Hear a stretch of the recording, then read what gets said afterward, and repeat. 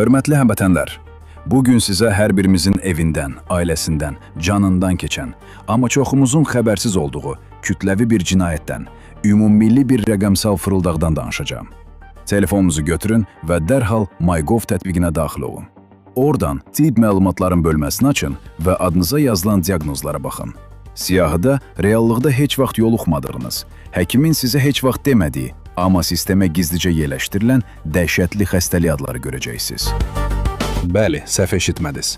Bugün yüz minlərlə Azərbaycan vətəndaşının şəxsi kabinetinə xəbərləri olmadan ağızlarına gələni yazırlar. Dəqiqləşdirilməmiş virus hepatitləri, xroniki qaraciyər xəstəlikləri, zob xəstəlikləri, sistitlər. Bu nə dərəcədə doğrudur? Bu nə dərəcədə vicdansızlıqdır? Bəs bunu niyə edirlər? Niyə bizim millətin təmiz tibbi tariximizi bu saxta qeydlərlə ləkələyirlər? Səbəb sadədir. Dövlətin, yəni xalqın icbari tibbi sığorta fondunu talamaq. Dövlət xəstəxanalarında bəzi həkimlər və rəhbərliklər xəstəxanaya daha çox dövlət vəsaiti köçürülməsi üçün kassa doldurmaq xatirinə vətəndaşların adına reallıqda olunmayan müayinələri və uydurma diaqnoz kodlarını yazırlar. Onlar əyri yollarla daha çox pul qazanmaq üçün 50 hoqqadan çıxırlar. Amma düşünmürlər ki, bu saxta diaqnozlar gələcəkdə o vətəndaşın qarşısına işə qəbulda, sığorta sənədləşməsində və ya təcili müalicə zamanı həyati bir təhlükə kimi çıxacaq. Burada insan həyatından, xalqın gələcəyindən söhbət gedir. Bəla bununla da bitmiş. Bugün ölkədə qanunla elektron resept sisteminə keçid məcburidir. Bəs reallıqda nə baş verir? Həkimlər elektron sistemə yazmaq əvəzinə köhnə qaydalarla, kağız parçalarına heç kimin oxuya bilməyəcəyi hierogliflər, cızma qaralar yazırlar.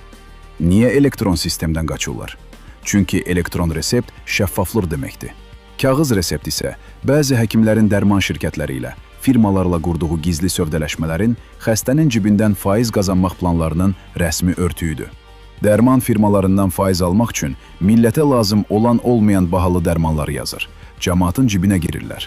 Aptek işçisi o oxunmayan yazını səhv oxuyub, xəstəyə yanlış preparat satanda, nəticədə vətəndaşın sağlamlığına ciddi zərər dəyəndə və ya xəstəliyi daha da ağırlaşanda bu ağır fəsadların hüquqi və mənəvi məsuliyyətini kim daşıyacaq?